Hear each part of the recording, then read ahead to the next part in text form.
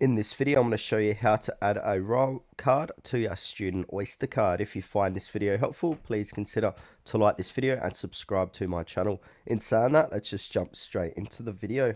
Alright, so the first thing we need to do is make sure you're eligible for this. You must have a valid 16 to 25 Railcard, 26 to 30 Railcard, or other accepted Railcard.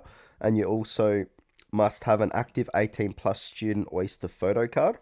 Then we need to register your Oyster card. So if you haven't already, register your student Oyster photo card online using your Transport for London TfL account. Then bring your cards to a station so we can visit any London Underground station with both your student Oyster card and your physical or digital rail card. Find a member of staff or visit a ticket office. Then ask staff to link the discount. So let the staff know you want to add your rail card discount to your student Oyster card. They'll verify your details and apply the discount. Now, what you get, so you get 1/3 of off pay as you go off peak fares, reduced daily fare caps during off peak hours, and savings across Tube, Underground, Elizabeth Line, and National Rail within London.